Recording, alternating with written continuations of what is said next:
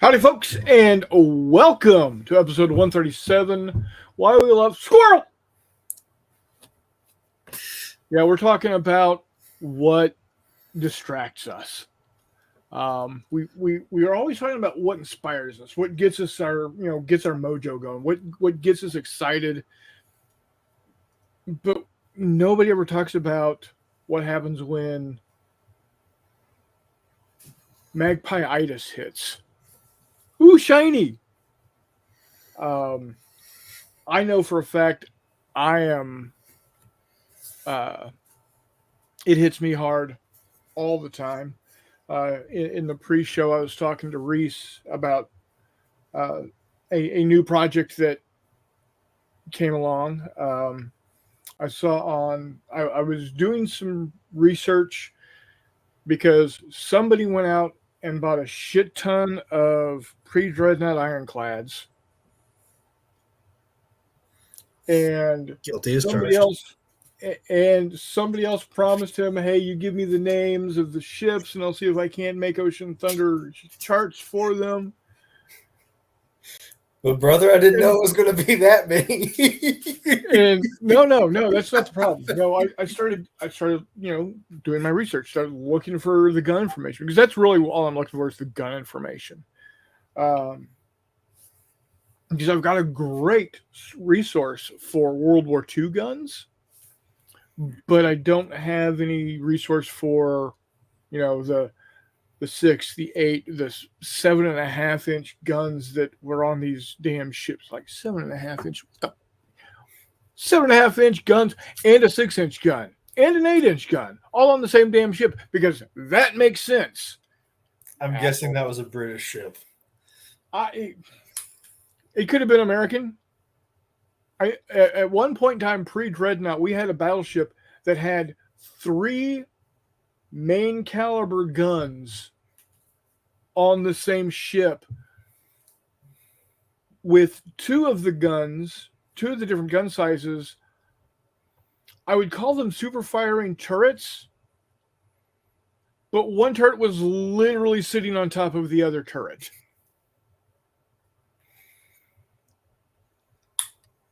My head, my brain, what were we thinking? Anyway, thank God the British came out with HMS Dreadnought. That's all I'm saying. Now, to be fair, we designed and put to keel USS Michigan first. It's just the Dreadnought got launched and commissioned first. So that's why everything's a Dreadnought. Well, and most of the ship. United States could not stand to hear it called the Michigan era instead of the Dreadnought era.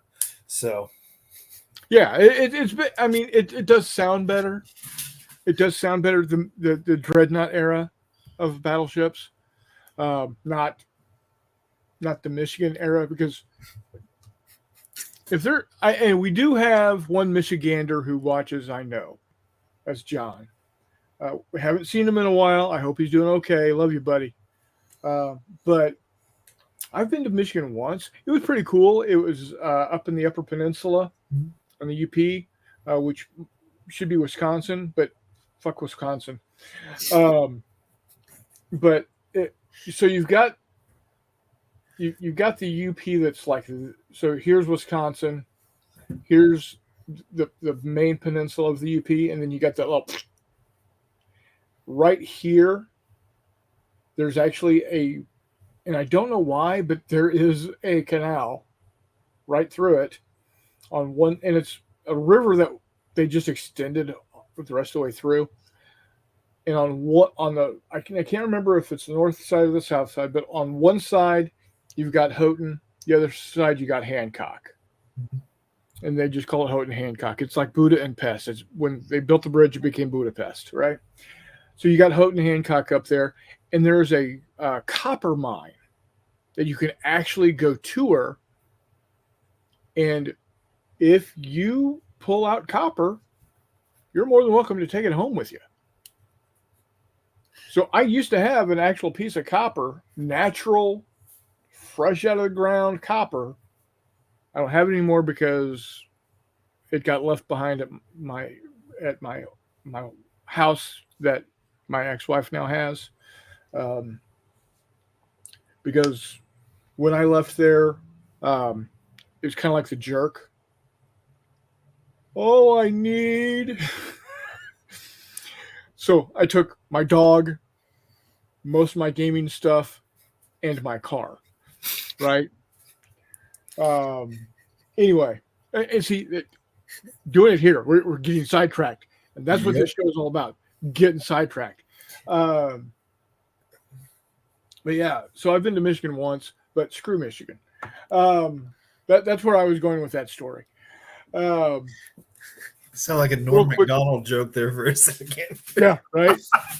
Um, and then Guaya's in the house. He came in early, saying hi everyone. And then Charles, a couple minutes later, said good evening to all. Richard Keenan's here, saying evening all. Telemachus, preach to the choir from the pulpit of dice. Absolutely. Charles says dice. Yes, got new dice in today. Never can have enough. Speaking of which, my wife, God love her,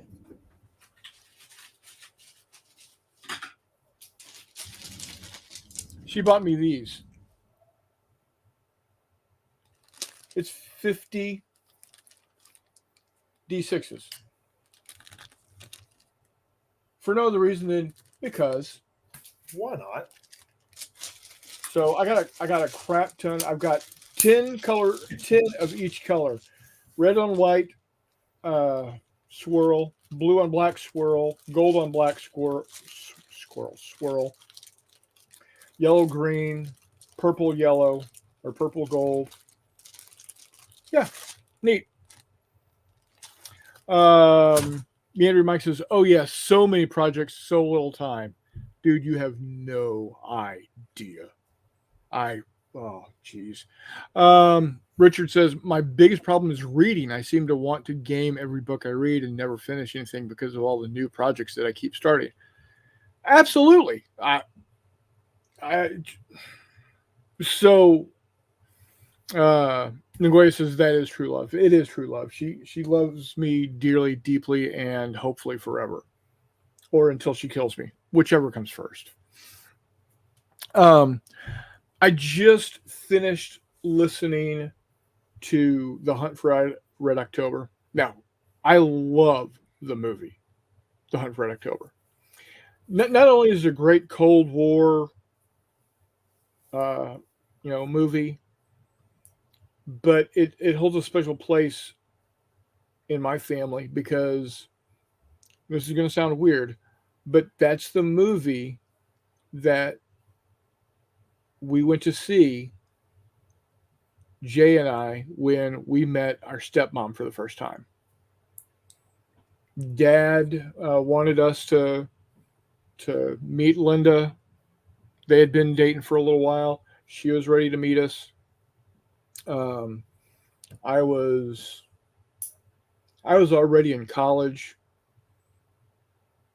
and Jay was like a junior or senior in high school. I mean, so we weren't young by any stretch of the imagination.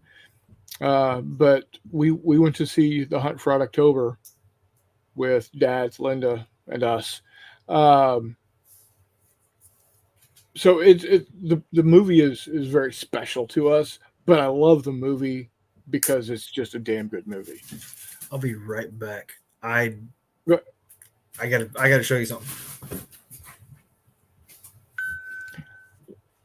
so while we're doing that, he's doing that. Someday the 1024 project will be done. Yes.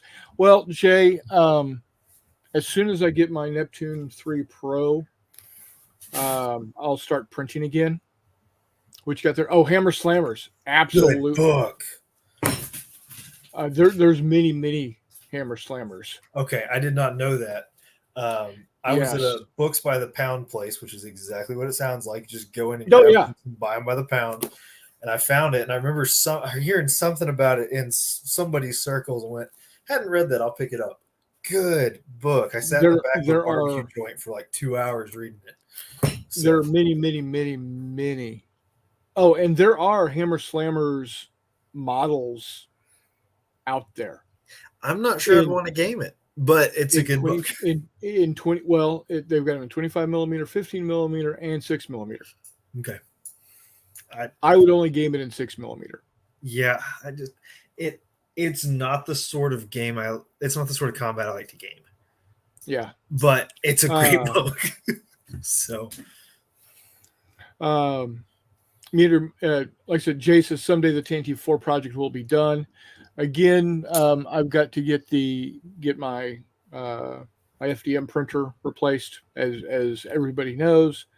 As soon as that happens, I can start printing again, and I'll be printing more of those.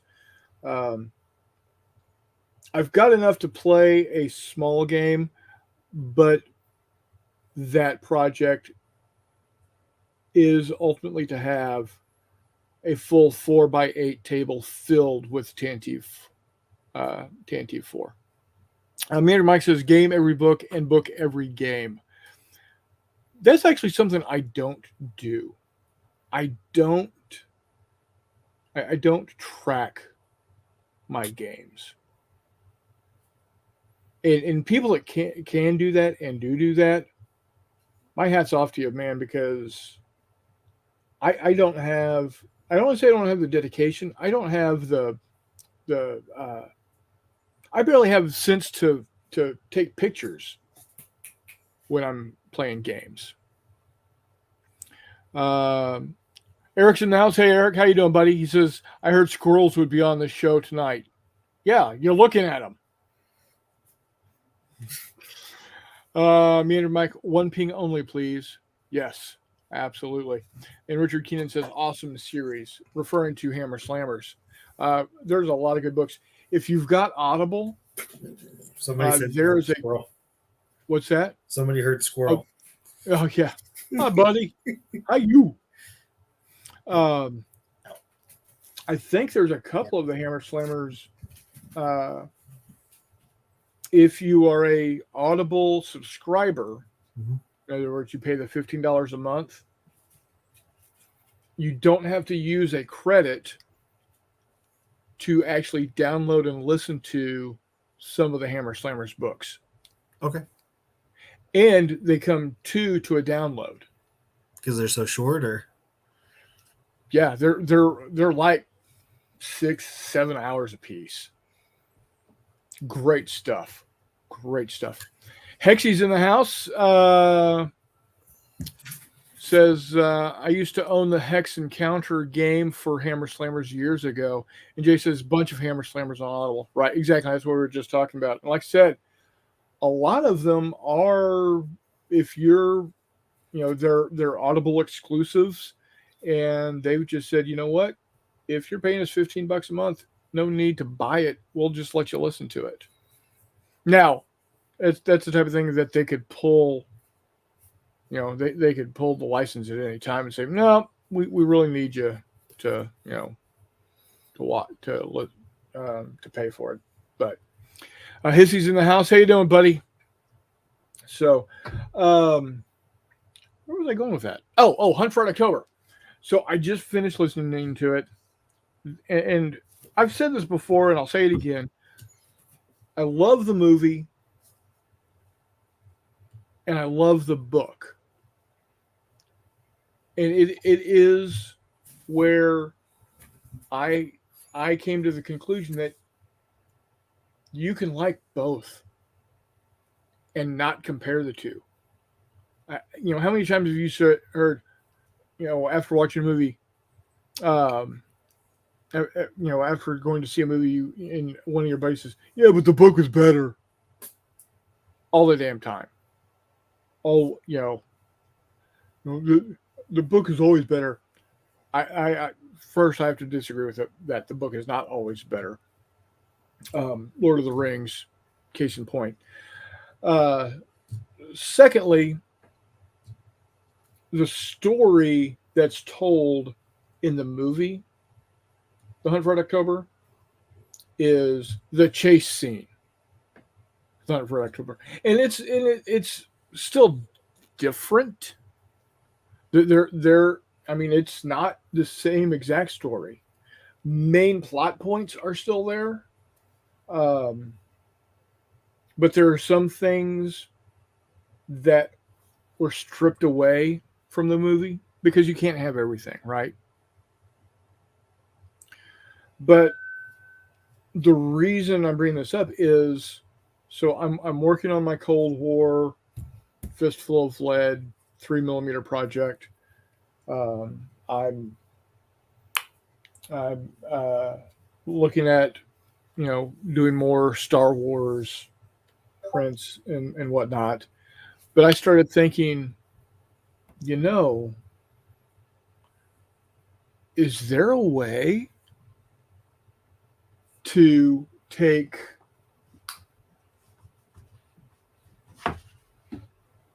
is there a way that I can take where are you? Where are you?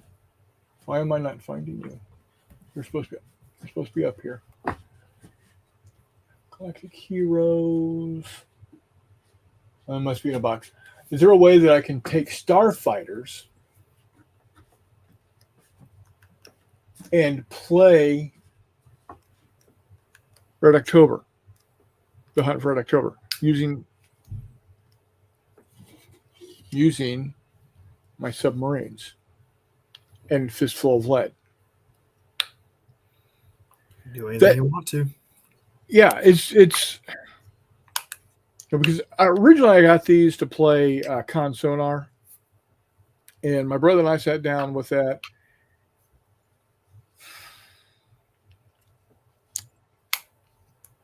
It definitely that game is definitely a game for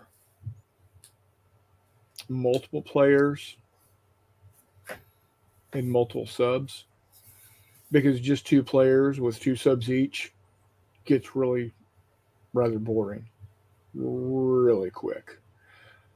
But I think, and this happens, all the time. I see a movie, or I watch a TV show, or I read a book, or I hear a news article, and my mind, like Cold War, micro armor, Cold War, pico armor, Cold War. Oh, look, let's think about this project. And it's, you know, so yeah, I've been thinking how to stat up this and this to play Fistful of Lead sub chasers. And I I don't have a super long commute. I've got a what maybe 20-minute drive to work. Um, but that's something I think about. Or how can I get Fistful of Lead to use with these guys, even though I'm working on Ocean Thunder myself. Um, how can I get how can I get Fistful of Lead to use these? Now, Not that I don't have like umpteen hundred other projects to work on. You know, Chris, I beg to differ that Starfighters may be the best rule set that you have for it. I think what a tanker may amend better. for Red October. possibly. Because if you have, let's say, American sub, Soviet sub, whole thing going on, you're more worried about individual systems than you are worried about controlling individual units per se. Right. So I'm not trying to. No. Actually, and that's a good. Hey, Mott, how you doing, buddy? Yeah, and his cat me and Mike have been bouncing back and forth talking about World of Tanks. Walkabout Games is in the house. Squirrel, I like where you're going with what a tanker. Mm-hmm. I've got all the games that all my go-to games I've got right here.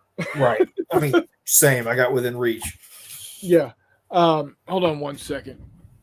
It is warm in my room tonight for some reason.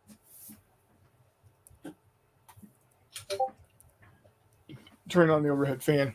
Um, ooh, we're about to get Chinese food. So That's what I had for dinner. squirrel. What's that? That's what I had for dinner. Anyway, back on the tree. Yeah. Um, oh, nuts. Um, oh, yeah, Telemachus says, oh, I thought they were referring to Wheel of Time. I have not watched that show yet. I want to. The problem is, I have a feeling that if I do, something is going to trigger my brain and say, "Ooh, let's watch that," Or let's or read or that or, or series. let's or God no. That Wheel of Time is what, like 87 volumes, I don't know. and they're all like an Oxford Dictionary thick. If it sits Um, next to the World Book Encyclopedia and I need 3 of the World Books to compare to the Wheel of Time, I'm not reading it. Because there's a yeah, chance I actually might make it through the World Book cover to cover. right, right. Um, so thinking about it, yeah, what a tanker might just be a better idea. See, damn it! I Now I'm going to be thinking about that and one. I love Fistful of Lead, and I would amend it any way I could. And if I was controlling, let's say 5 submarines, cool. But if you're Well, doing even if you're doing a see, one-on-one sub game, but see, even then though, you can I can control 2 or 3 in person to person, right? not like what we've been doing, uh, virtual gaming. Um, I can run 2 or 3 tanks Right. easily. It's easily Um, understandable. But I'm talking about yeah. the where the nitty gritty of command and control is concerned. Fistful of Lead's not going to take that bucket unless, and here's what I would say, unless instead of 5 figures, you have 5 systems. Well, see, that's what I was thinking. You know, uh, because I've always thought about doing that with um, Like Battlesuit Alpha or having something. like big ships, Mm-hmm. like uh, like uh, uh, ships of the line from Star Wars. Yeah. You've got like the Star Destroyers and the whatnots. And Um, and honestly, when it comes to damage, you'd have to differentiate and see. But that gets charty, and Wily games and charts don't exactly go well together. And no, I don't well, know. you can do it without being charty. Mm-hmm. You just have, instead of having a card for each figure, you have a card for each sector Mm-hmm. of the ship, and each sector might have a different, like, so for instance, here you'd have one sector would be Conning Tower. control the control tower. One sector is the engine room, one sector is the torpedo room, one sector is the sonar room, and they all they all do something different. Mm-hmm. So when I I can activate the sonar room, I can see that. And honestly, what I would probably do is I would probably print some sort of card that represents the systems and has what was right, there. exactly, And if you exactly, laid all the cards out, would kind of form it, whatever you're looking at and together. it looks like a submarine. Yeah, and that way you can put your damage markers on the cards Yeah, and kind of have the chart. yeah, It might be doable. yeah. But I do like instead of going down that road, uh, I think figuring out this Mm-hmm. is a much simpler task Mm-hmm. because But this I is think designed there's something for the to vehicle. that though, because if Sure. I think they're two separate things. Remove the subs, Uh huh. put put an Imperial Star Destroyer on those Yeah. cards. Okay. Then take the Starfighter rules as written or slightly modified Yeah. and throw them on the table as individual fighters and or squadrons of fighters. Right. Versus the big ship. And or even have, I don't know, let's say Tanty 4 is maybe 3 cards. And it's being escorted by 2 X-Wings. So there's 2 more cards. Yeah. That's your 5 that's your 5 card team right there. I could see that being kind of a Starfighters 2.0 or Starfighters Bigger Battles kind of thing. Right. With very easily done. And honestly, what he could do is he could. We've already squirreled off our squirrel. And the squirrel cook-off was just a couple weekends ago up here. But anyway, but you could put a template. You can put a template book in the back, it's the World Championship cook-off. They came from all over the world to cook squirrel in Bentonville, Arkansas. Actually, it was in Springdale, but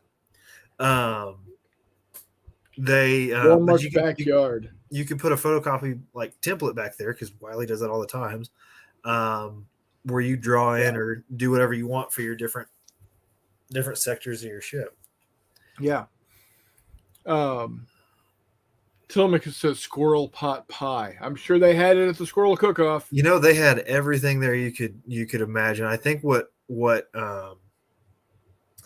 one was, well, I don't remember. It was no. Actually, there was only one entry that, like, there was 30-something entries. There's only one squirrel and dumplings. Like, what? They had like squirrel tamales and like anything you could imagine made with squirrel, it was there. So, hey, Warmut, if you're still listening, get some squirrel Szechuan.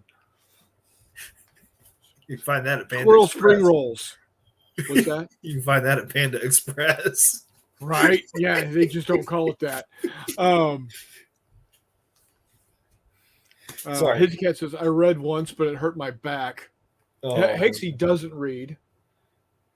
Charles says, book reading is easy. Rule reading, not so much. Oh, God, you know it. I hate reading rules, Charles. I hate it with a passion. Walkabout Games, keeping us on track with the squirrels. I think one person could do 2 subs easy enough. Absolutely. Yeah. And I think you're right. It would be 2 different type of games. One would be a lot crunchier than the other, and it's weirder for the Wiley based game to be crunchier than the exactly. The 2 Fat Lardies. It is weird. Yeah. Because they're both, I mean, let's be fair, and this is not a denigrating comment whatsoever. They're beer both beer and pretzel games. Yeah, absolutely. And both companies make their games to be, I don't want to say not taken seriously, but they're not grognards. Exactly. They're not rivet counters. Thank the maker. Yeah, and if you are and you don't like their games, then you can take your minis and go play elsewhere. They don't care. Exactly. Not offended. Yeah. Ningoya likes the idea of squirrel pot pie. He says that sounds good. Hex says I stopped reading rules after Goss. Probably a wise decision. Hizzycat says all the sectors make up the vibrator. Nice. Until it says adult toy. Well, I mean, they're not wrong. It is rather phallic. They're not as greasy as you'd think, Ningoya. But anyway. Right, Charles is right now working on the Great Book of Amber, only 1,258 pages. Good Jesus. Warmut's a squirrel on a stick? For you, it'd be squirrel on a chopstick because you're getting Chinese. Chocolate dipped squirrel. Now we're squirreling on the squirrels, and your dog is just salivating. He's a squirrel dog. Yeah. He hunts squirrels, and he's good at it. So Um, I'm taking people hate reading rule books into court with my rules and using KISS rule. There you go. Major Mike says we're having squirrel chili tonight. Hexy says he spent the last 4 nights reading TCS rules, trying to finish up tonight. Well, do or do not. There is no try. Squirrel fajitas.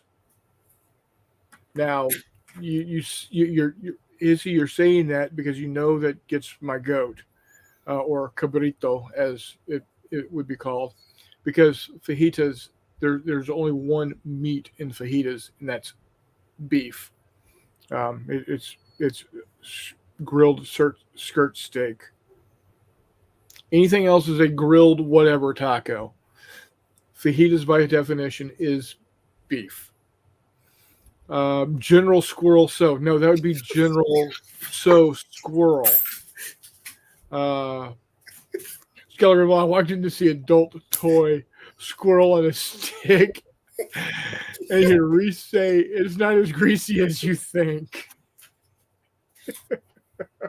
So who bugged my bedroom last night? Oh my God. Orange squirrel. The master has arrived, and it is Skeller Gremlin. Squirrel cashew. There you go. Squirrel pate, fancy or putrid? we It gotta get depends. off this It depends. train. It depends on how long it's been cooking out there in the middle of US 54.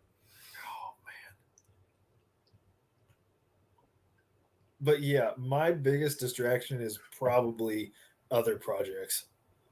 Oh yeah. And the butterfly syndrome. Oh yeah. Just I used to when I was at the other place, I had a wall that was a poster with plexiglass over it. Love that poster. But I'd put sticky notes of all the projects I had and everything I had to get done to finish that project. And I would stay relatively organized because I'd pick up that post-it note, work on such, mark it off. I'd know where I was. I need to get that system back up and running because this room is utter chaos. hold on 1 second. Yeah, I got all kinds of stuff going on.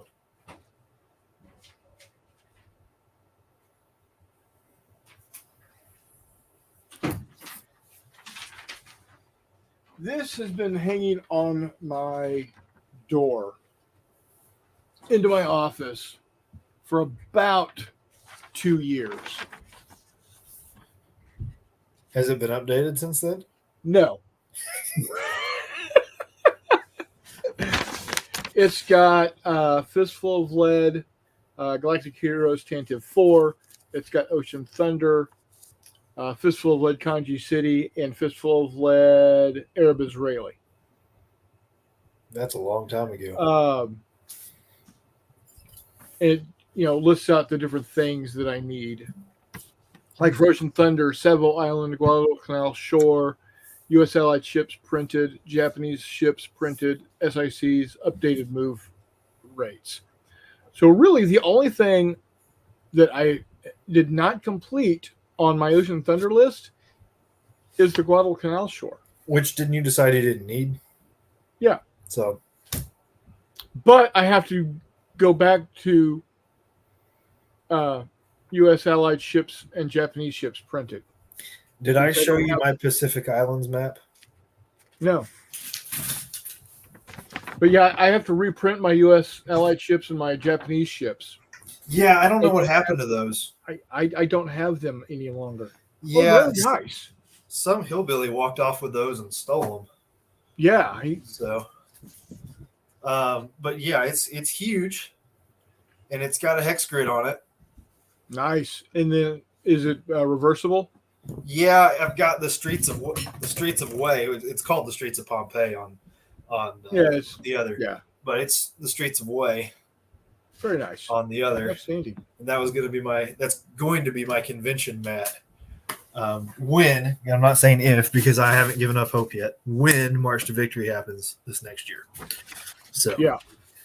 Well, I mean, if nothing else, you can bring it up for a game day. Yeah, exactly. And yeah.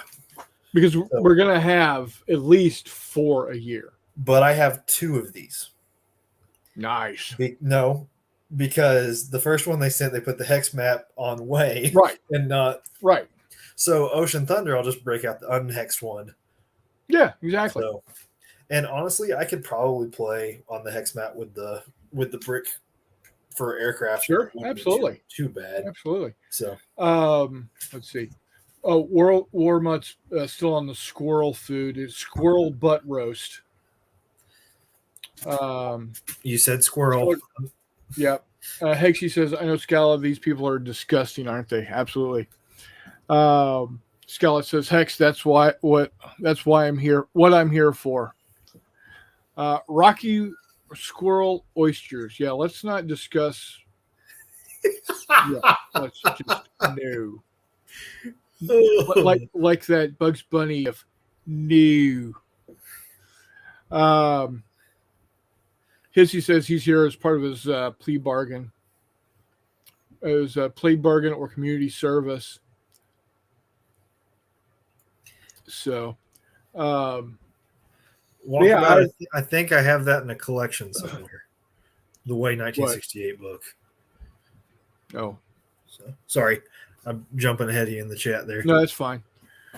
Scholar Gremlin says it's huge and has a hex grid on it. Is it reversible?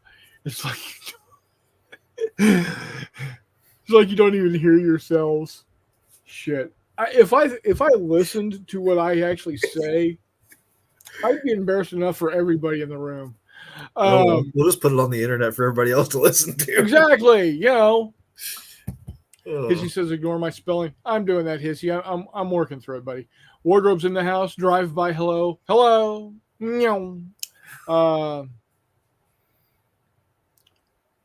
Hexy says, all I can say about squirrels is D's. Don't even want to know. Don't want to hear it. Nuts. Walkabout, I just received the Osprey book, Battle of Way 68. There you go. Thought of Reese today watching Bill Malinu channel and all of his 54mm stuff. Malino? Well, some Frenchy dude. Well, I am looking that up right now.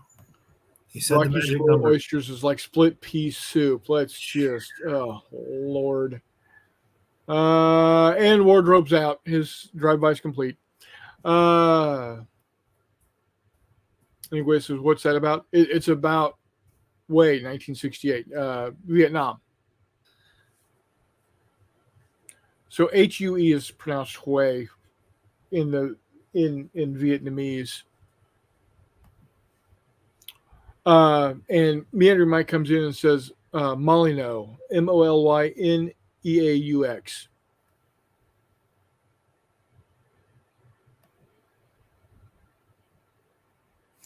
Charles says, I've learned to keep all my ideas in my head. Once I write something down, you got to follow through. Yeah. And then Warmut says, okay, home now. Time for Chinese food. Pot stickers. There you go. And his cat, no way. Absolutely way. It is way. No way. Yes, way. See, I'm.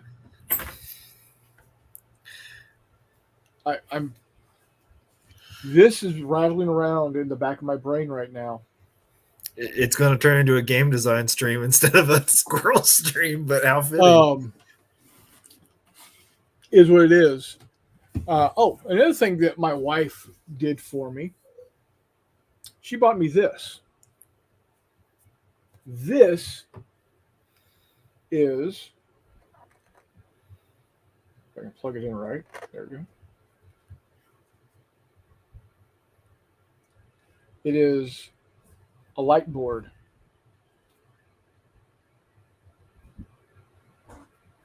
So if I want to, come on, I can trace over it. You know, put down something that will shine through, and then get like a piece of parchment paper or onion skin paper, typing paper, to trace through. Also, actually, it works pretty good as a Works pretty good as a light too. And it really does. You got better lighting than I do. I'm using my 3D printer as a backlight. That's not too shabby actually. Yeah, so she picked this up for me because she's awesome. Again, squirrel. Um,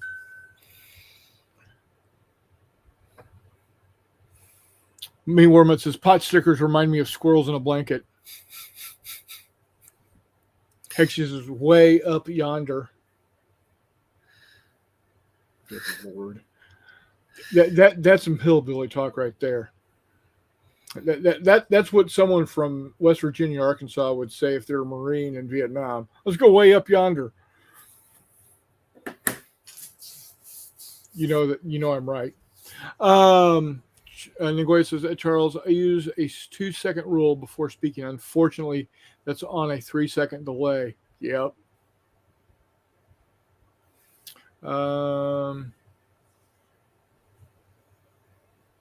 It doesn't look heavy at all. Oh, for the love of God, way. Yeah. Well done. Light tables can be mighty expensive. Yeah, this thing, I don't know where she got it from, but I mean, it is super thin, lightweight, really cool. Those are great. I bought my wife one for tracing her cross stitch patterns. Yeah, she picked up two. I guess it was buy one get one free or some shit. I don't know. She's using it for her quilting patterns. Bill M is into Zulu, new version of Horns of the Buffalo out from Blue Panther. And of course, Okay, you're so telling me take care, this buddy. when all my colonial stuff will be here on Friday.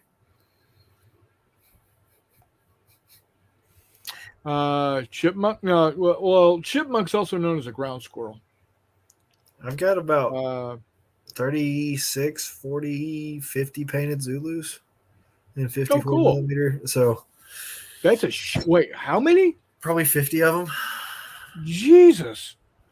We used to play a game where we'd do not quite Rourke's Drift, but we'd have a small squad of guys with rifles, and we'd do like zombie style waves of Zulus, and there was a 50-50 chance every time you killed somebody they're going to pop back up again on the other side of the table. Yeah, we do that for hours. It was bad. Well, you could do it very similar in the way that um, McMurray did Rebels and Patriots and Zombies. Mm-hmm. When you get enough dead of the Zulus, you reconstruct another unit. So let's say you're going with 12-man units. Let's say you're playing bigger battles. And you're doing Zulus as tribesmen or tribal or whatever that is. Right. So there's 12 to a team or 12 to an activation card. Mm-hmm. So when you get 12 dead, you just scoop them up. You got a new one, and you just do wave after wave. You do that with orcs. You can do that with what are those things called? The fucking Tyranids, Gene Stealers. Yeah. Any wave type force. So what I need to do, because all the guys I have are melee weapon, and the way they've been stored, they're probably pretty chipped. So I need to touch them up, but then I need to get on Expeditionary Force and get like some Zulu command figures and some riflemen, and that'd be good. So. Yeah, I got too much crap. Nguyen says, at Charles, I almost liberated a light table from work that was on the way to surplus, but I listened to the good angel and not the bad devil. Tillamook says, kicks the good angel into the trash compactor. Now, bigger battles with all that, they would still have like leader figures and stuff, right? Right. So what you would do, you would have a leader, a hero, and then 3 teams. And in the case of the Zulus, I would go 3 teams of 12 because they're tribal. Um,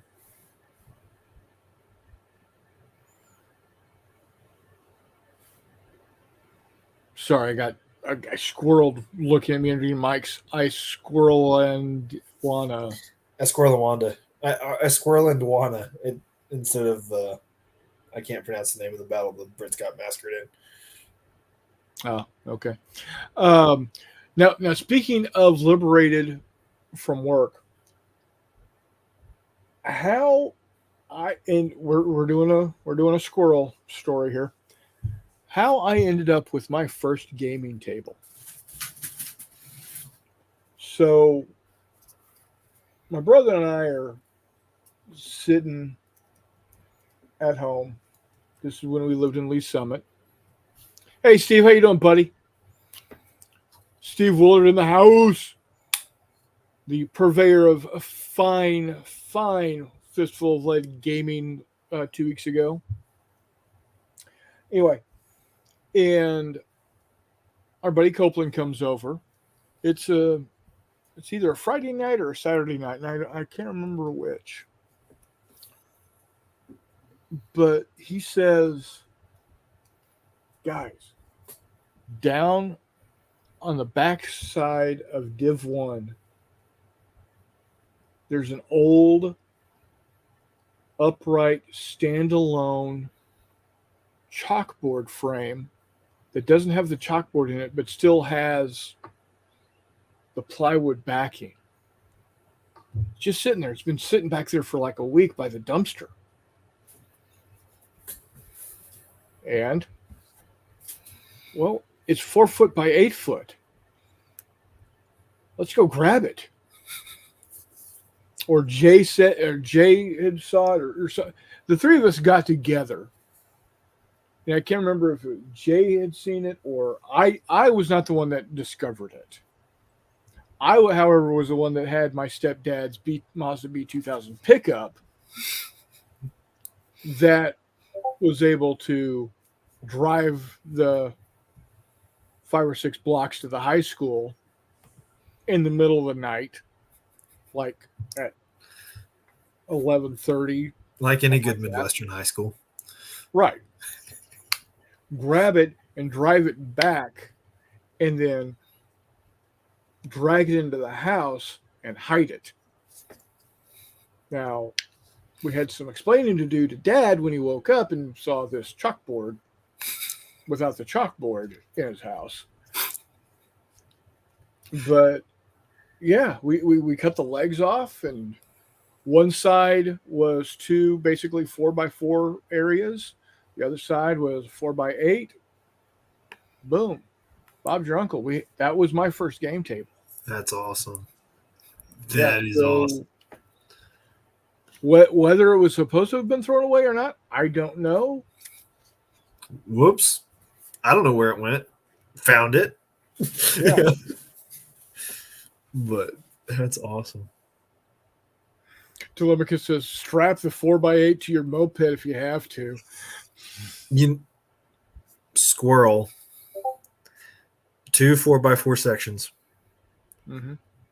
Both hex matted. Mm-hmm. One the surface of the Death Star, one the trench. There you go. That's how you would do it. Sorry. Earlier conversation we were having about how to do Undaunted Battle of Britain actually be Star Wars. So Hizzy Cat's on a pun roll tonight. He chalks that up to luck. Yes, yeah, that's absolutely. It was luck that we came across it and yeah. I wonder if I could find one of those. What? An old chalkboard frame, or probably just build one. Look behind the high school. I'll try to. The science department at Harding still uses big chalkboards, so they might get rid of them in the next few years. Charles says, "By the dumpster, auto freebie if it's by the trash." That's like the time that me and my suite mates ran out of the science building holding various speakers and stereo parts above our heads that we had found. It was in front of a professor's door with a big note on it that said free to a good home. And I couldn't carry it all by myself. and I You know made the what? phone call. That is it's done Yeah, is done. I'm gonna have to take this to work with me tomorrow do it. because all I really got to do is figure out for the basics. I got to figure out what the different command dice do. Move, Mm-hmm. Well, and actually, I don't even have to do that. reload torpedoes, Yeah, launch torpedoes, yeah, aim torpedoes, yeah. Acquire, aim. It's sonar, all there. So you arm. don't need to do anything for the command dice. You just do it as is. I got to come up with the stats for the ships. Which will take you all of 20, 30 minutes. Well, I mean, essentially, a torpedo is a torpedo is a torpedo. Not Got to figure out. necessarily. I mean, for like the Americans. Well, yeah, but you got to look at When, radar. You can look at radar systems. You can look at. You can stat that up however you see fit. Make it work. What I'm going to see you now is 3D printing a bunch of underwater scenery. well, again, once I get my 3D printer Yep. again. Do you have 1/600 Pacific stuff by any chance? Air War. Okay. No, I don't have any World War II stuff. Okay. No World War II aircraft. Okay. Now that doesn't mean I couldn't print it. No, I was just thinking. Yeah. Because of my Undaunted Cactus Air Force. Yeah. Because what I'm doing is I'm basically putting every scenario I'm trying to build can be played with the Battle of Britain box and some 1/600 um, Pacific air stuff, and then Yeah. Very cool. working on the cards. So sorry, we keep getting distracted all over the place. Well, that's what this show's all about. Yeah. Nguyen says, I noticed they're selling Undaunted in the boutique of the Canadian War Museum. Outstanding. Telemachus, rule book, audiobook, useful or annoying? I gotta say, it's probably annoying. Depends on the rule book. Well, it does. If it's an old style 1970s like Featherstone or something like that, maybe because it's written in somewhat of a conversational style and less of a technical diagram. Yeah. Hissy Cat says, do you own the rule set for what a wanker? It's for miniature subs. Oh, good Jesus. I wonder if Hissy's drinking tonight. All I know is he's been pulling 12-hour shifts at weird fucking hours because he's working with his team over in India. Oh. So he's got to be up when they're actually working, which is like offset by like 12 to 18 hours. It's ridiculous. Charles says I should make mermaids. I make reverse mermaids. Dizzy Cat says he'll show his way out. No, you're fine. Telemachus shows him out. Nguyen says some German U-boats purposefully used under caliber torpedoes at times if they knew they were going after merchant ships. There you go. So, but I'm like I said, got to see like so all the American ships or all the American subs are going to be basically Mark 48s, right? There's not much difference there. I got to see what the Soviets used, but I can't see them being that much different. How would you handle an evade action?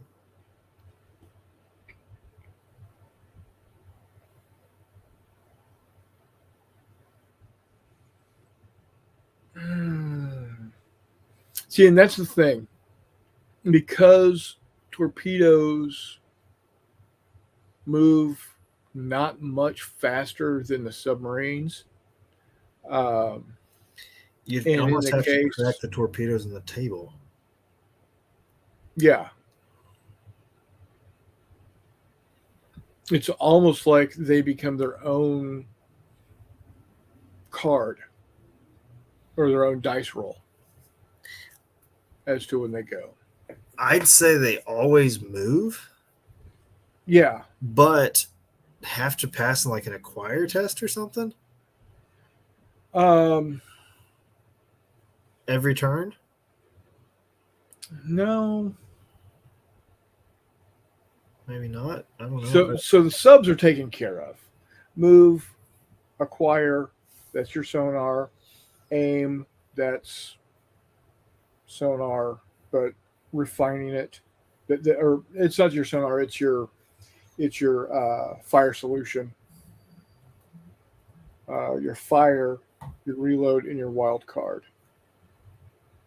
And what the only thing that I'm with you on this is uh, talk about games as countermeasures could be one of your dice roll commands. So what I'm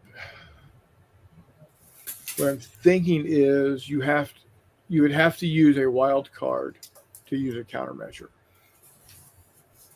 You have to use 6. Yeah, to use countermeasures, you would use a six, um, or it could be under the fire. You could use it. You could use the four to be able. If let's say you haven't aimed, you don't have a firing solution, but you have been fired on, and you roll a four. Let's say you roll two ones, a two, a four, and a four, and you got five dice, six dice. What I think it's five dice. Yeah, it's five dice. So you've been fired at, and you've got a torpedo on coming at you. You can use that four instead of the four being wasted. You can use that four to deploy noisemaker, and then you use your two ones to move one, and then you got that second four to deploy another noisemaker. And so when you fire a torpedo, you can only have two. Each sub can only have two active torpedoes in the water, and they activate at the same time as your ship does, as the sub does, and they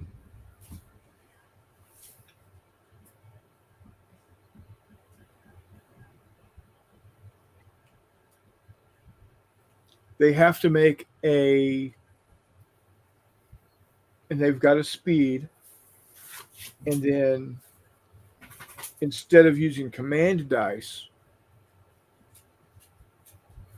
you roll a fire. You automatically get to roll a shoot with them once they've been fired. They get an automatic shoot each turn, and what that shoot is they have to pass the shoot roll to be able to continue to follow the target. If Yeah, if you don't, um,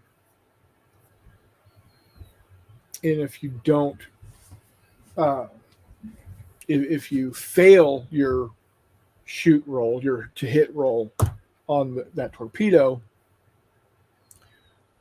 um, it will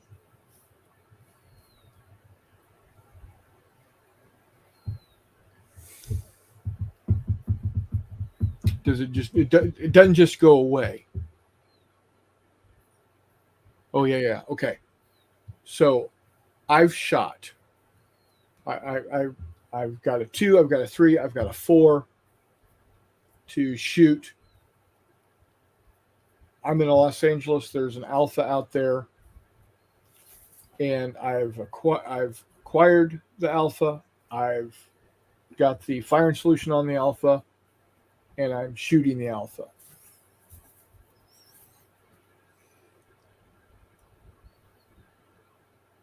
When I fire, once the next turn, the torpedo has to pass a to hit roll. With each additional to hit roll for each additional turn, you're getting a +1 to your hit or to your roll.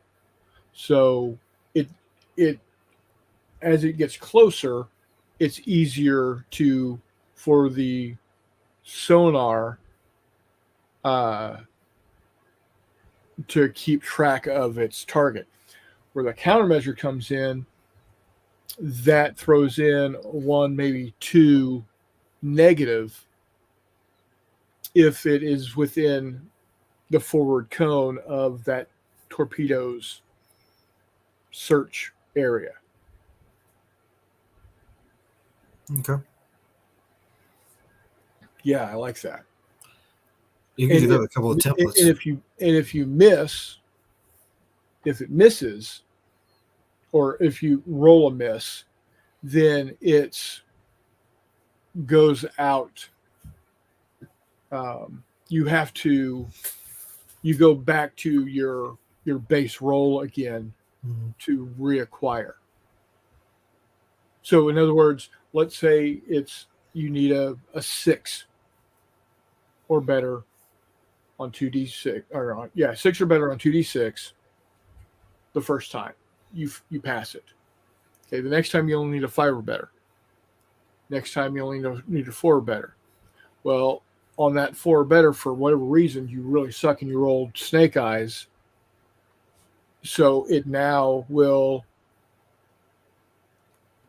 the next roll goes back to needing a 6 to go after that sub, and only if it's within the front arc.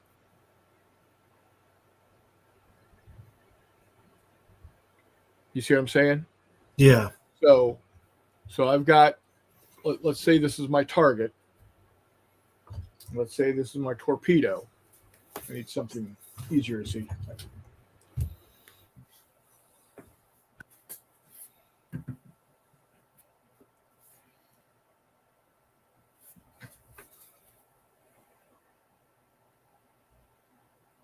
I lost your sound.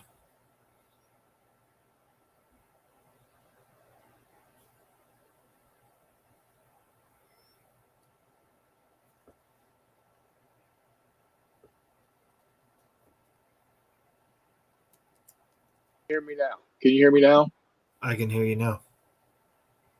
Okay, hold on. How about now? Mm-hmm. Still hearing me okay? Yep. Okay. I bumped the dock that my microphone's plugged into. All right. So here's the target ship. Let me turn some light. Here's the target ship. Here's the torpedo, right?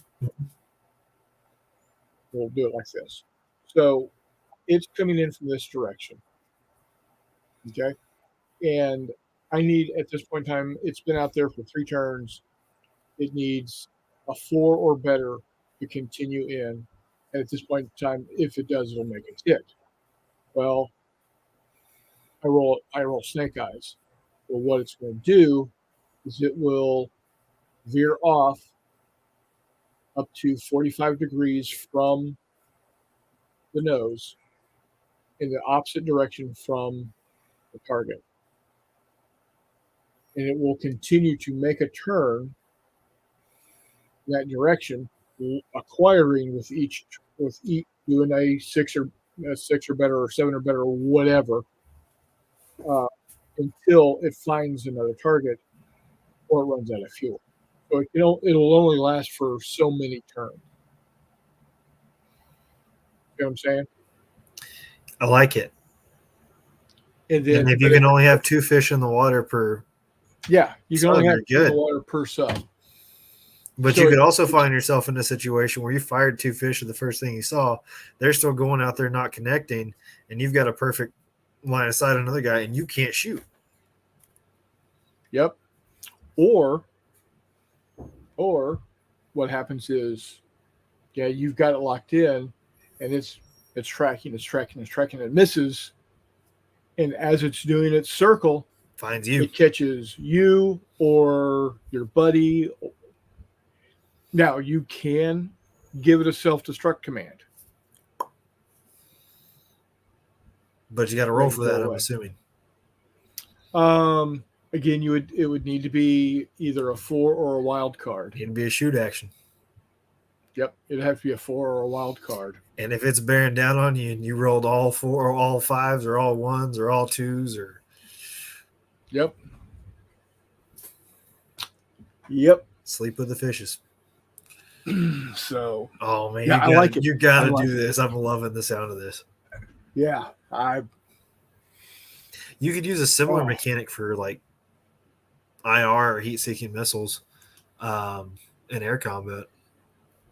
yep, exactly. I But the thing is, though, with missiles, they move a lot faster than yes, aircraft, so you don't have to worry about them they being move out a there. lot faster for a short amount of time, Right. and then they're down to speed.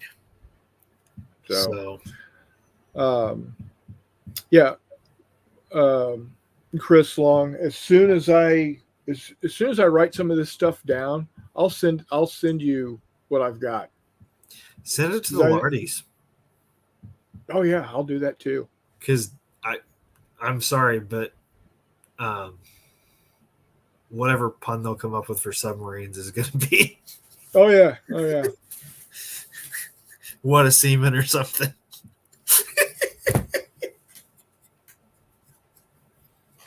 Yeah. It's the lards you know they're going to. Oh yeah, oh yeah. So, yeah, I'll in the next couple of days because shit, I don't have enough squirrel things going on in my life right now. So I was showing this my one of my squirrel concepts I've been working on at work because I work from 8 a.m. to 5 p.m. Monday through Friday, 1 hour lunch, and my job consists of uh, inputting the invoices that are handwritten by different employees, me included, that have been that are orders for feed going out to customers. When that truck leaves with the feed in it, whether it's bags or it's bulk weight, I receive that ticket to input into our computer system to then generate a invoice to send off to the customer either by snail mail or by email. You would think we'd have a lot more email customers than we do, but well, for one thing, we got a crap ton of Amish. Not a whole lot of email happening with the Amish.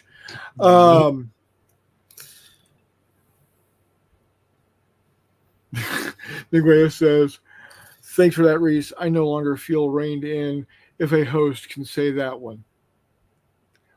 I explicitly state on the channel that this is not for kids.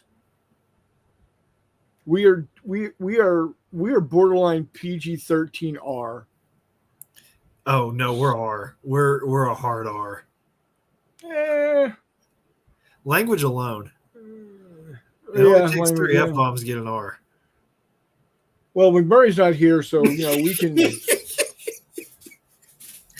McMurray gets in there and R rating automatically. Yeah, yeah. We push NC-17 real damn quick. Anyway, so I get to work most of the tickets are already there, so I get them cranked out. I go to the post office, I pick up the mail, and I do payments. And then throughout the day, customers walk in for pickup orders or to make payments or make an order. My my my daily tasks are normally done by no later than 10 or 10:30. And then the rest of the time I'm sitting there waiting for either customers to walk in or customers to call. So I I I take my computer with me to work because well it's a MacBook Pro,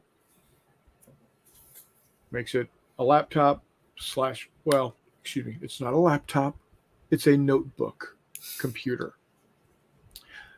There's a reason. And all computer companies shifted from the term notebook or laptop computer to notebook computer when one of them got sued because a customer had it in their lap. It got hot burned. and burned their lap. So now we can't call it a laptop because some dickhead decided, I'm going to play whatever video game that's going to run the processor to 112% for 6 hours. This is why we can't have nice things. Exactly. So it's a notebook computer. It's a portable. Anyway,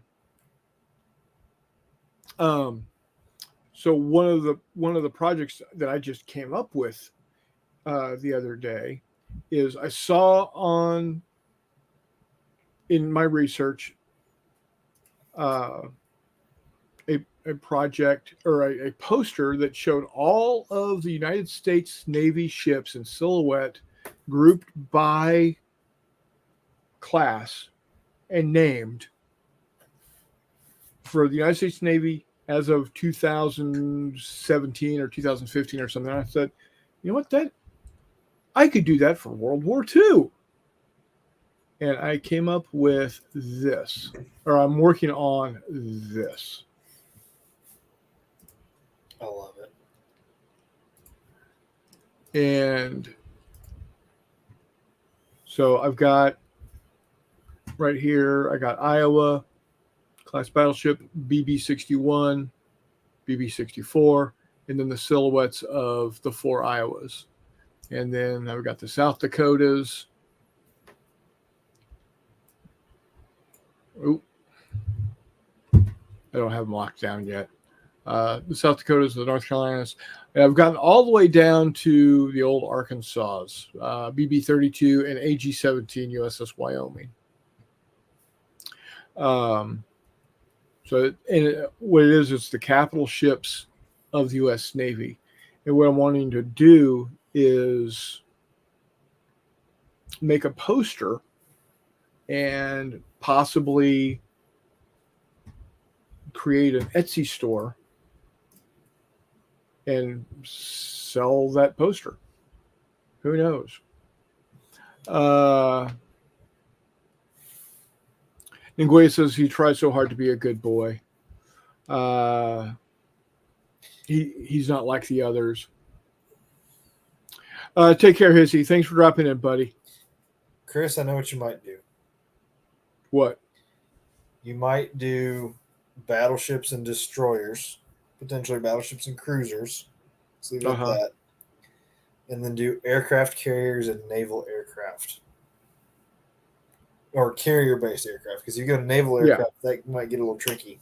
But no, I mean, you could have the PBY Catalinas and do a 2-part set. Well, then you get like the PBJ Mitchell patrol bombers, and then the PB something or another privateer, which is basically B-24 with a big tail. Yeah, it's a thought. Well, it doesn't have to stick. I just me, my naval aircraft. Yeah, but that's just, it's something I've been working on And what I've got here put together is taking me about an hour and a half. It's not difficult, and I could do it for all. I could do it for uh, all of the different navies. I could do the British Navy. I could do the German Navy. I can do the Japanese Navy. Um, I could do the Italian Navy, but it would just be a blue piece of paper with conning towers cut off about 2/3 of the way up. Honestly, just put that on the store just as a joke. Oh, I would get so much hate from that. Who Just cares? It's and I would funny. relish it. Yes, yes. McMurray would buy that and put it on his garage wall. Oh shit, yeah. I'd put that on my wall. If I had space. All my wall space is taken up. We got Jeb Stewart. Miguel says if I did that for World War One, I'd lose my mind and pay for that. All right, done. I'll do the same thing because I've got the book.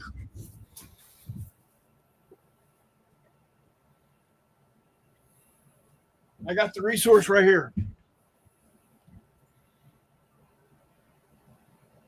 This is my second favorite book.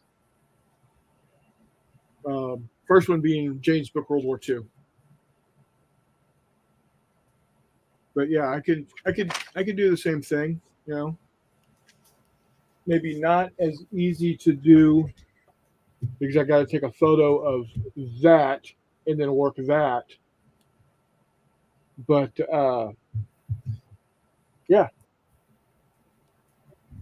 I love the look of the World War One battleships with the cage masts. I love the cage masts, man. They're so cool.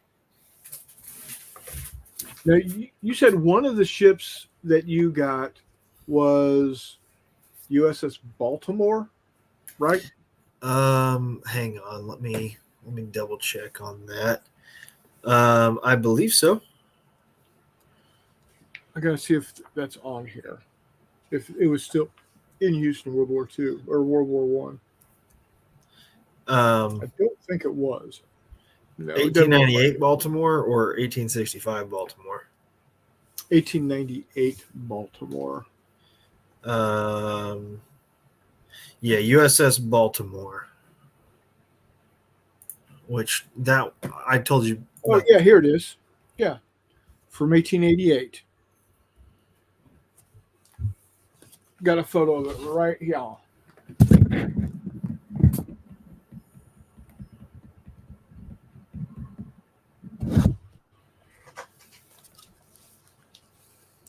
She had a displacement of 4,413 tons, 374 men, 327 feet at waterline, 48 and a quarter beam, 19 and a half. She was present at Pearl Harbor. She had 12 6-inch guns, 4 6-pounders, a 4-inch armored deck. She did 8,500 HP, 8,500 horsepower at 20 knots, had 8 boilers, and could carry 1,075 tons of coal.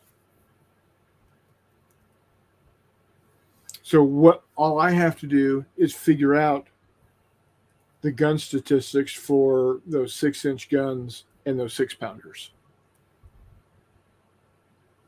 There you go. She was present at Pearl Harbor. How is that even possible? So she joined the Pacific Fleet as a mine layer and served as a receiving ship at Pearl Harbor and was present on December 7th. Interesting. Sold for scrap on February 16th, 1942. Get it the hell out of here. We're going to need room. Yeah, but was eventually towed out to sea and scuttled by the Seabees in 1944. You want to talk about some scary motherfuckers? Yeah. Seabees, man. Seabees.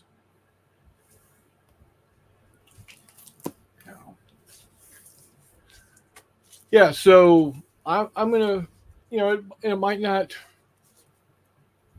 not be coming out soon. It might take a while for me to get it put together, but yeah, I think I'm gonna do these posters. I like the idea.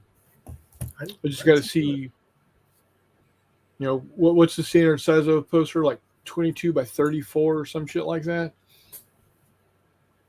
something like that.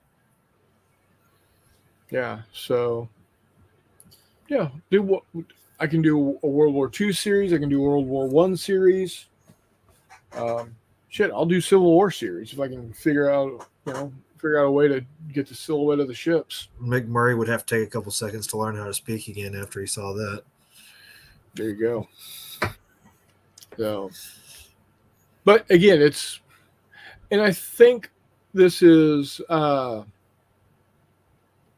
this is something that we talk about. And the question was asked that I asked in the description here: are distractions a good thing or a bad thing? Ultimately, I think it's a good thing When they're because it hobby keeps related. no hobby distractions, Ah, hobby distractions.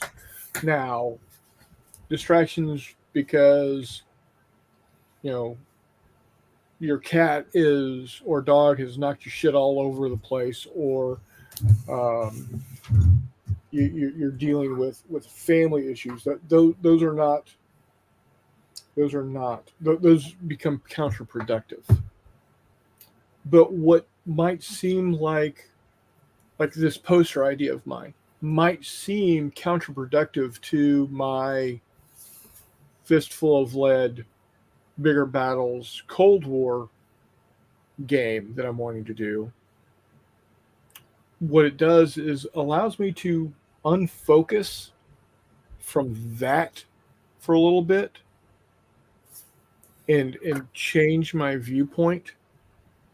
So when I do get back to it, I'm a little clearer. It's like a palate cleanser. mm-hmm. So ultimately, I think these distractions are a good thing. Um, Nguyen says, I have tons of wall space and take some to conventions with you. Uh, or how about just cards of them, same size as playing cards? Yeah, so that's another thing that I have thought about doing is, and this has been done a lot by a lot of different uh, places, including the United States Navy, ship recognition cards. And what you do is you could do it where you take 13 ships of of the four main fleets: U.S., British, Japanese, and German, and you've got your four suits, and you pick 13 ships from each navy. If you don't have enough ships, like I don't think I could come up with 13 classes for the German Navy. Well, you combine that with the Italians. They're the IDs or the French ships that took over. Yeah, you um, and Nguyen says I would buy a pack of cards that had World War One ships with a pick of them in their stats. So yeah, it's these are things that honestly I could. It wouldn't take me long to put something like that together, and I'm sure if I actually put them up on an uh,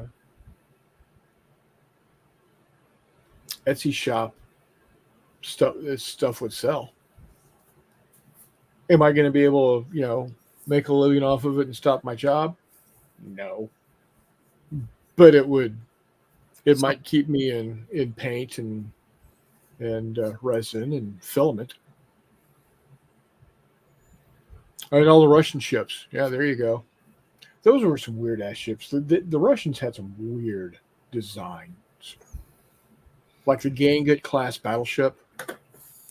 It had four triple firing turrets, but one turret firing forward, two amidship pointing at each other, so they would traverse like this. So you had the forward turret conning tower, right behind the conning tower, another turret, stack, another turret facing the stack, the aft tower, and then the rear firing turret, all on the same deck line, all on the same level. It's crazy shit. Um,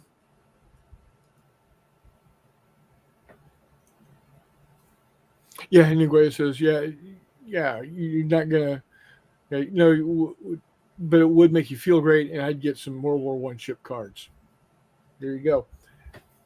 So yeah, it's something I could do. Like I said, is it going to happen overnight? No, but it would be a palate cleanser. It would help me, you know, not worry about,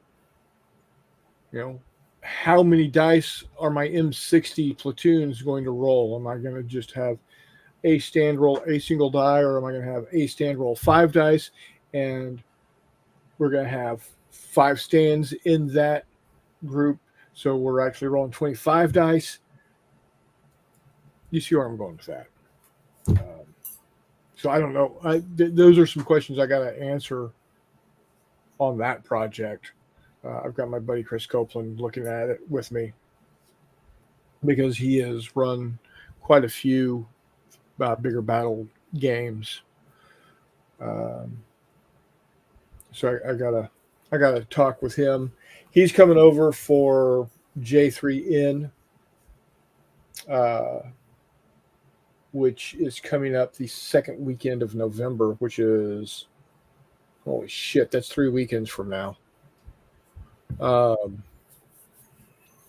Yeah, I got to figure this shit out. I wish I could make it. Yeah, it's okay.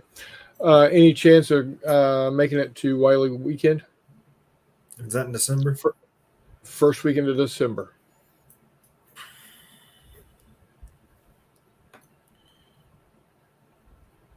No. Not at all. Kind of the communal family birthday, and I'll explain that in a second, is on December the 1st. On Friday? Yeah.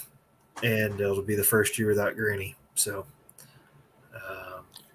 Wish everybody happy birthday, and then drive up Saturday morning. It was my grandmother's birthday. It's my dad's birthday, and it's my cousin's birthday. So. Well, you get to see your dad every time. How close does your cousin live to you? Oh, he's closer to my dad, but he's also a lot younger than me. You're seeing 2 out of 3 of them, and yeah. Not to be too unsympathetic, but not seeing the third one anymore. Granny's dead. So sorry, Dad, if you ever get around to watching this. No. I understand how difficult that first the first round of holidays after. Oh yeah. Yeah. Shit, it's, what year is this?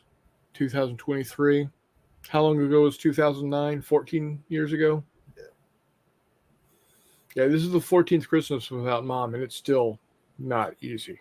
Hurts like a mother. Especially since it was her favorite holiday. She had her Christmas village up year round. We had to go and take down her Christmas tree after she died. She died in May. Believe it. Now, it wasn't all crusty and dead. It was a artificial tree, but it was still up. Yeah, we'll see. I got to figure out either a time to get up to St. Louis or something. Oh yeah. Because I gotta meet up with McMurray, and I gotta get way off the ground at some point. Like How far off do you need to get? about, I don't know, table height. Because you got to get way off. About table height.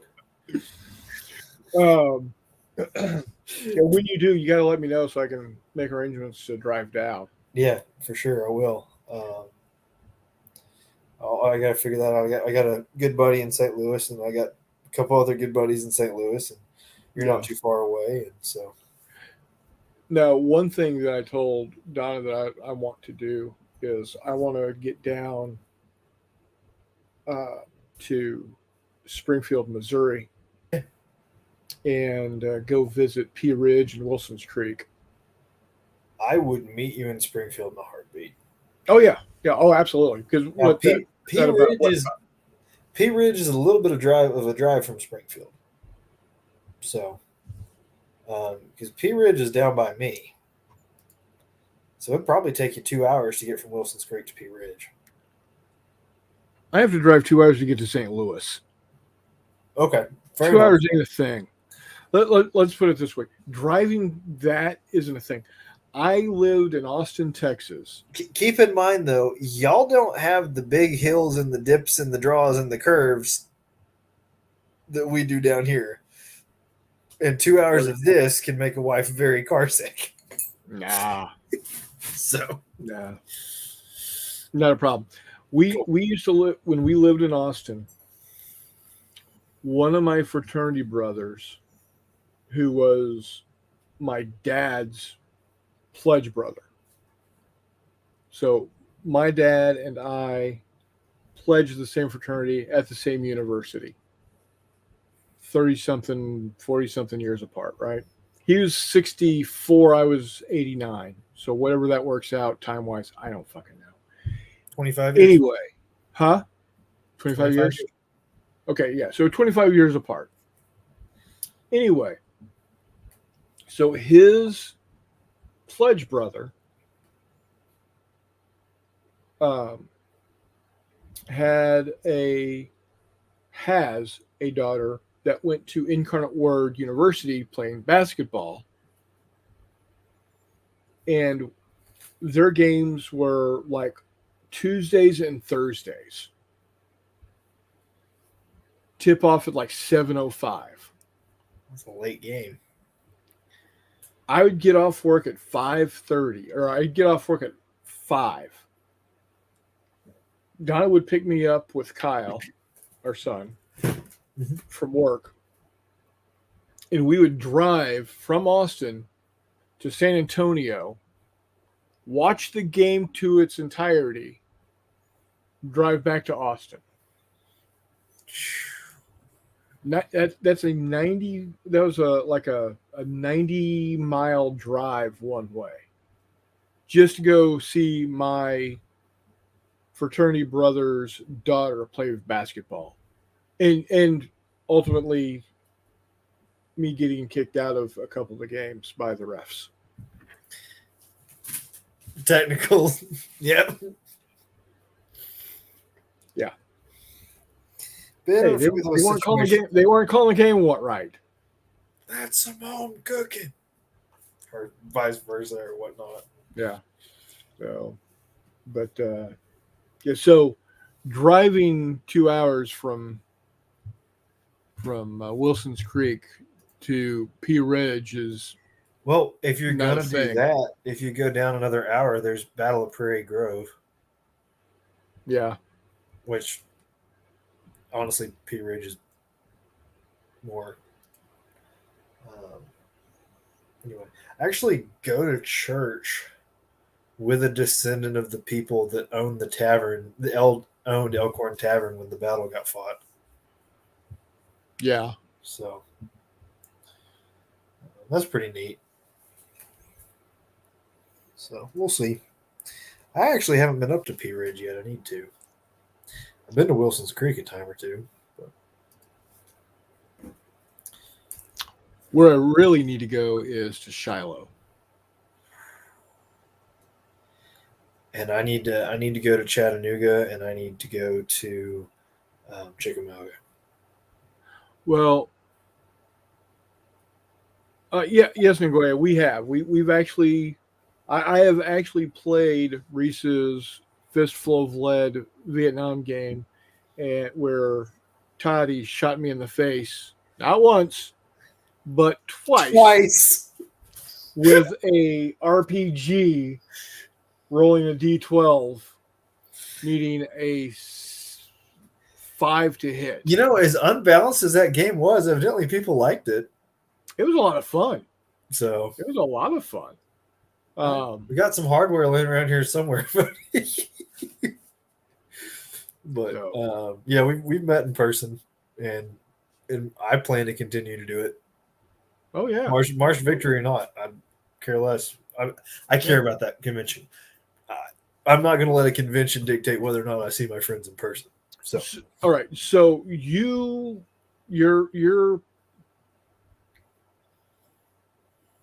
your family still lives in Kansas, right?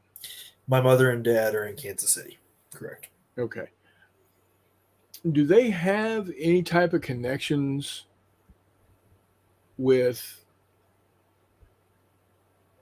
someplace that would be able to hold a I've, I've, convention? I've been trying to talk to mom about that because she did a lot of planning for dad's professional organization up there. And everything that I took, because I took a couple options to Jay, everything I was able to take to him was too expensive because it was on the Overland Park side. And I think we're probably needing to look more on the Independence Lee Summit side. Yeah. Um, Because the problem that they're running into, well, A, they Catering. really needs no, they really need to find someone to step up and help out. If I was up And there, I'd do it. But yeah, and I'm the same way. And that's what I'm saying. If we could get leads, I wouldn't mind making phone calls. you know, But you know what there's you no could, way for us to generate leads.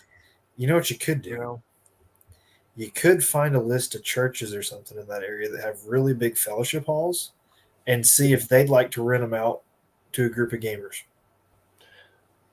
the thing that we're wanting to be able to do though is be able to at least have the ability to have beer. Hate I to say know, it, Lutherans might be fine with that. Anyway, I'm just you know, no. The problem that they're running into is all of the locations that are available will say, "Oh yeah, sure, we can have something for you for 4 hours." No, yeah, we want it. We want it from about noon on Friday until midnight on Saturday. yeah. We need it for 36 hours. And we don't even need 36. We need it for 30. But the problem is that they come in and say, okay, well, we can give it to you for $600 for 4 hours, and then each additional hour is going to be an additional $200 or No, $300. that's insane.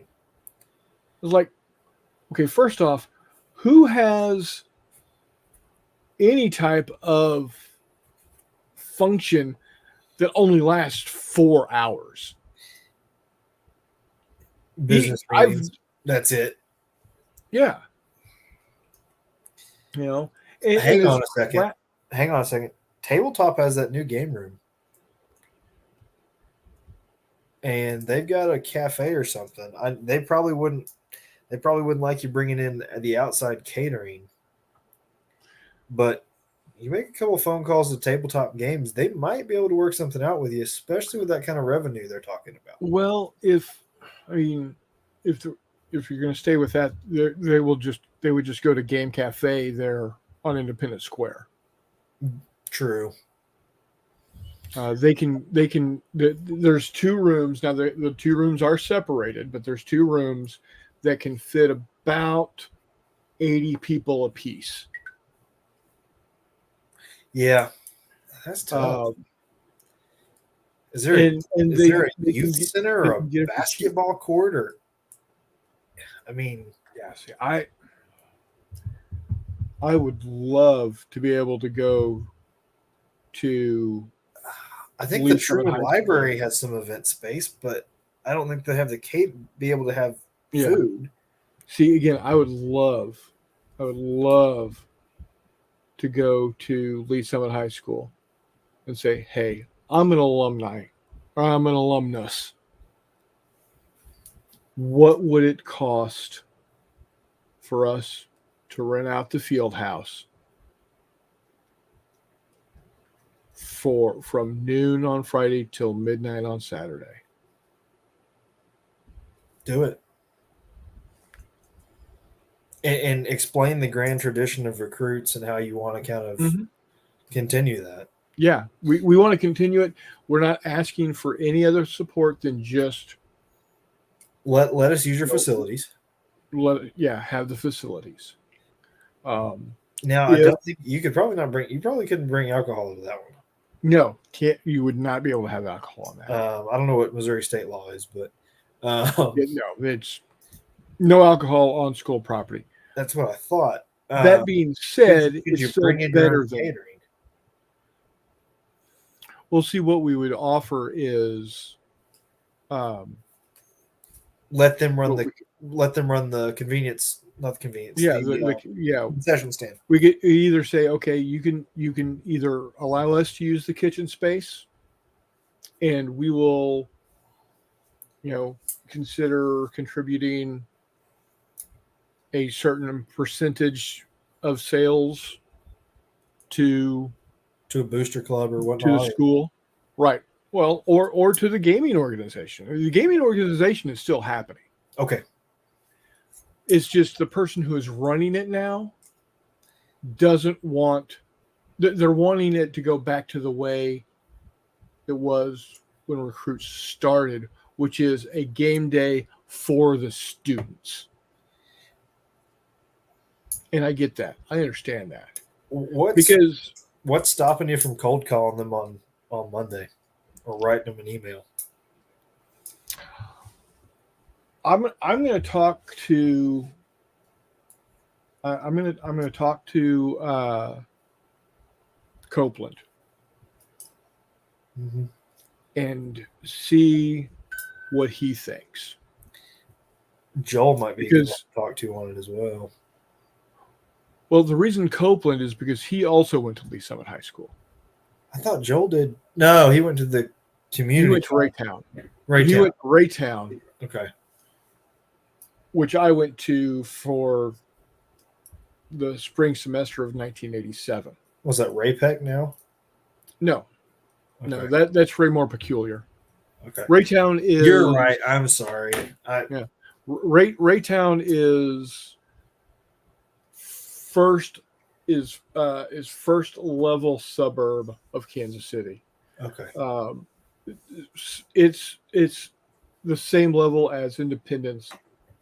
When you go, as you leave Kansas City proper and go east, there are to me there are three levels of suburbs. You've got Independence, Raytown, Blue Springs, Lee Summit, Odessa, Oak Grove. Going east. Going north, you've got North Kansas City, Gladstone, Park Hill, and then Liberty, Kearney, and Platte City. And then going south, you've got Harrisonville, Raymore Peculiar, etc. And going to west is all kind of fuckery because it's in Kansas. Well, then you go to Lawrence, and then you can't figure out what's a suburb of Lawrence and what's a suburb of Kansas City at that point. Right. Or, you just go to Tonganoxie where you're smack dab in the middle of both. Mm-hmm. Which I was in Tonganoxie 3 weekends ago for the Kansas City Renaissance Festival. I didn't realize it was Have you ever been to that? Not really my cup of tea. Oh, it's a lot of fun. It's a lot of fun. I heard that Um, we provide them a lot of food. Turkey legs? Yeah. But, Yeah. Um, to be fair, it was a lot more fun when it was run by the Kansas City Art Institute, mhm. and the SCA was a part of it. But it's still fun to go for no other reason. A couple of shows are really good. Um, one of my favorites is shit. Jolly Rogers. Mhm. It's a musical group, and with the name of Jolly Rogers, you know it's pirates. It's pirate Yep. related. Uh, and then on the same stage, they've got I think they call it the Body Tales, BAWDY. It's pretty funny also. Um, but yeah, it's but the reason you go is for no other reason than to look at all of the artists and craft Right. there. Um, Yeah, I need to look into that. so Um, so next year, Don and I are going to be going out again, um, and I'll let you know which weekend we're going, and you can yeah. come out and Copeland will be there. Copeland and his family will be there. Um our friends Ed and Sue. Ed's the one who kind of heads up the group. He's been going there for 40 plus years to the same campsite on the Tonganoxie, uh, in Tonganoxie, the Leavenworth County State Fishing Lake is where we go to camp out. Nice. So, Yeah. but yeah, I'll let you know when we go, and you At that don't have time I'll to camp be at out with. the at that time I'll be at the mill, so I should have weekends free. There So you go. Yeah, you won't be get kicked in the nuts by turkeys, or you might still be hitting your head on electric boxes. yeah. Hopefully don't get electrocuted though. Yeah, well, nobody's perfect, right? We forgot to turn off a steam valve on the fat pump today and realized it at the same time, and me and my suit took off dashing through the loading alley. There's no semis, but you know what I'm talking about. And we're just running as hard as we can, and we throw ourselves in there and we crank that valve closed, and when we turned around and there's a truck driver standing there with his paperwork. He goes, "Man, I saw two guys running out of the mill. I thought it was about to explode." Nice. Um, For all you people that are not familiar with feed and grain mills, they are quite volatile. our soybean roaster caught on fire Oh no. a couple of months ago. Everything okay? Oh yeah, Okay. yeah. We were down for well, the roaster was down for about a week and a half, but we got contained. Nguyen says we need to go to the World War One museum and memorial and visit the outdoor World War One field camp recreation this weekend. See, I'd love to, but my folks are coming down from Kansas City to Bentonville this weekend. We're going to go see Killers of the Flower Moon together. There you go. Hey, let me know how that is. I will. Um, It's going to be a good but one. yeah, you, me, McMurray, and Todd. We'll bring Todd along. Sounds like the Uh, start to an Ocean's movie. yeah, it does. We all need to meet up and go to the World War One museum. I've been there once before. It's really excellent. I've been there a couple times. I used to go just to walk around the gift shop and buy Yeah, miniatures because I used to sell 54 millimeter miniatures. Um, but it's something, and it's something my wife actually really enjoyed. So, yeah, yeah. Donna wants to go too. Donna wants to go to the Civil War battlegrounds with me also. well, So I got that going for me, which is if nice. if you bring Donna, Jessica might actually come. So, um, Be but careful because Donna's a recruiter. to quilting, She'll, yeah, oh, don't worry. Jessica has set a timeline of when she will start quilting. It's not an if, it's a when. And it relies on certain people in the family passing away so she doesn't get that criticism. Understood. Understood. Because they're, Um, yeah, quilting machines and such. um, Nguyen says he really wants to go to a Renaissance festival. They've got one in Upper New York State, closest one to me. Um, Perhaps the closest thing I've come to one of those is Dunster by Candlelight, which is coming up soon. Honestly, what Nangoya is saying about playing on the grounds of the World War One museum, Mm-hmm. I could bring my trench system. We could set up a good little trench raid game there There you if they go. let us. Yeah, yeah. Charles says he needs to go and look at our local Air and Space Museum. It's been a long time. That's another trip I want to do. And it's a crying shame that I have not done this before, but it just goes to the mindset that I'm in. So, Wright Patterson Air Force Base is in what, Columbus, Ohio, Dayton. or yeah, Dayton, Ohio. That is to me I haven't been six yet. hours, 6 hours and 13 minutes. Day trip, day trip. Uh-huh. It's 6 hours and 13 minutes to go from where I live to the Wright Patterson Air Force Base. But to me,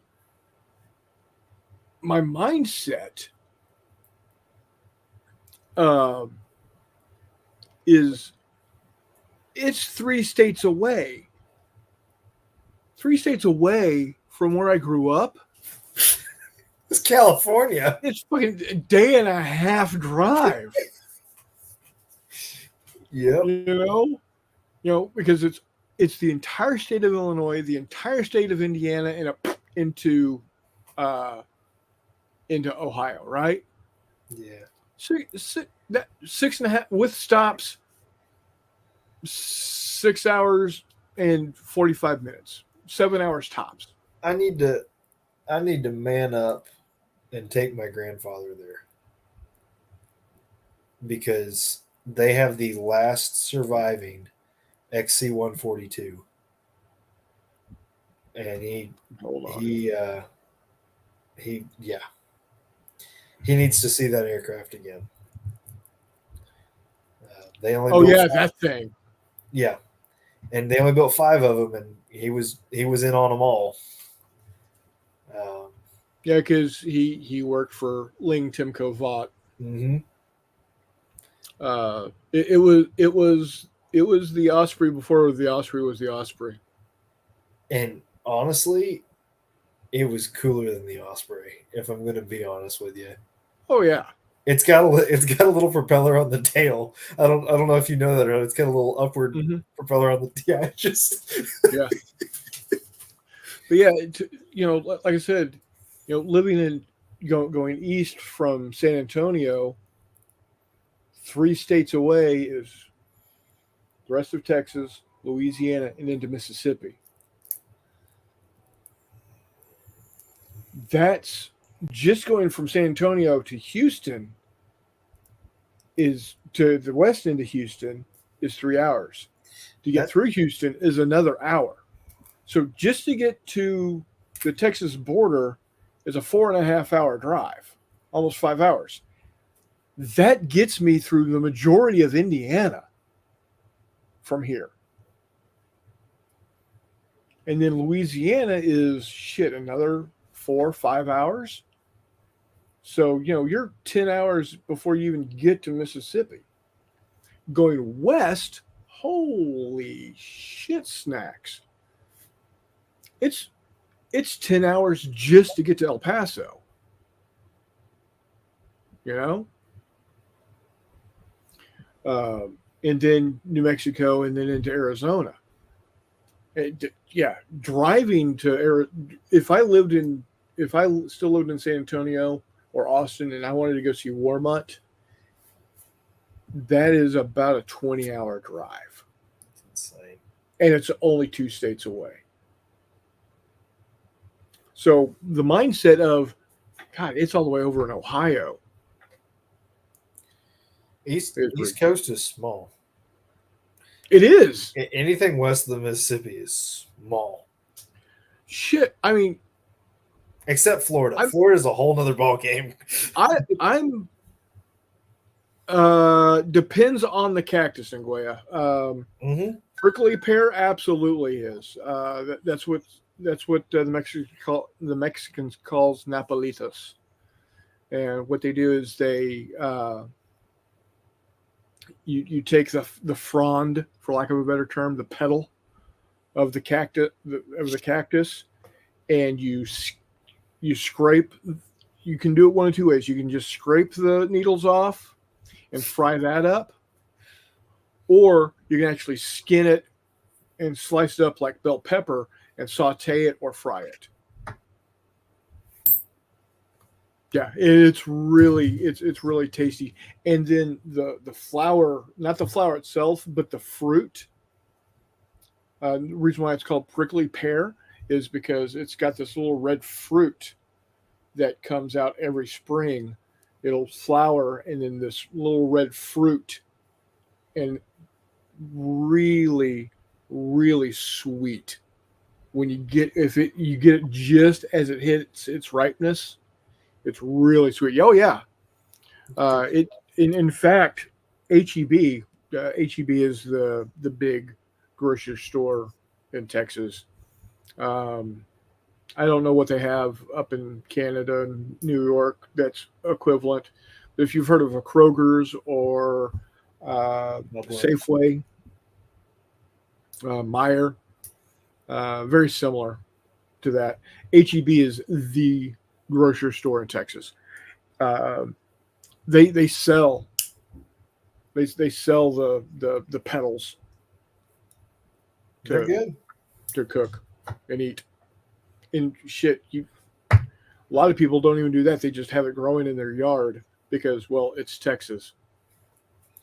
Well, I mean, we had them in the South Cow pasture, and that's north central Arkansas. So I mean, Yeah, yeah. they're wide ranging. So Uh,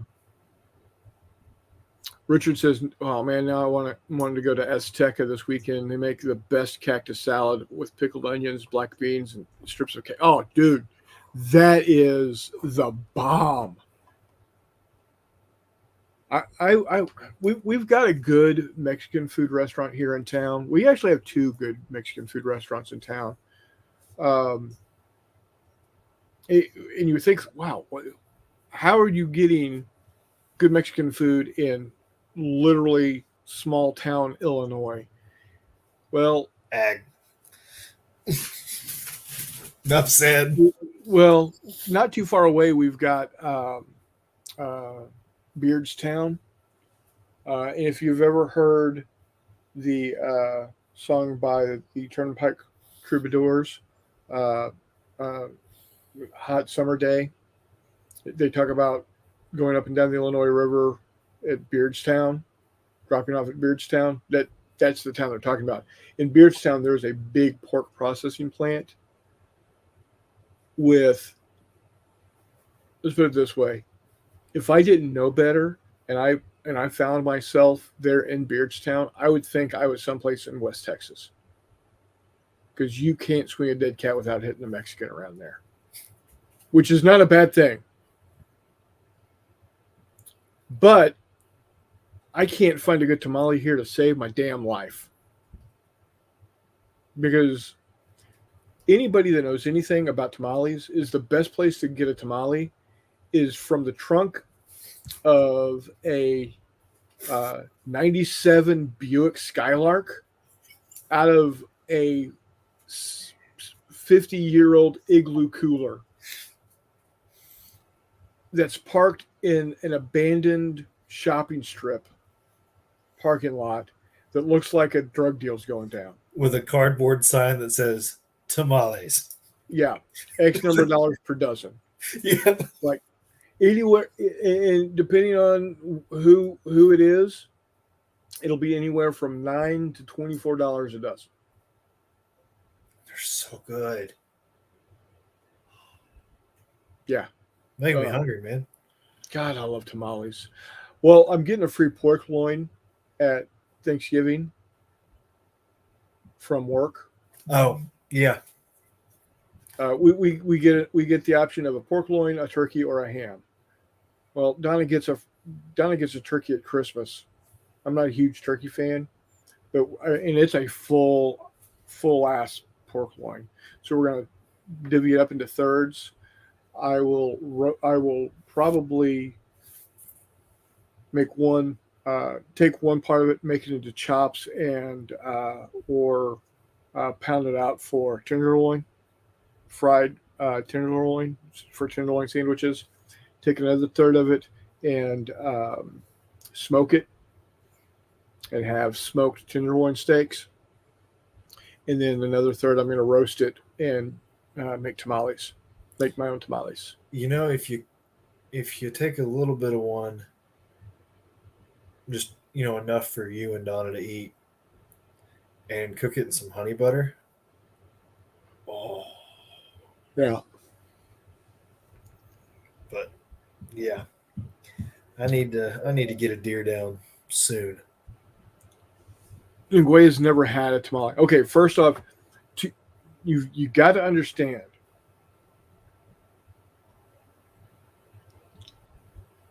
there are good tamales and there are horrible tamales. And there's a difference between a restaurant tamale and a tamale.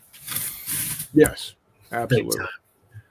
Um, First off, the thing that you see in the grocery store that's in a can labeled Hormel, those are not tamales. It'll say tamale, but it's a lie.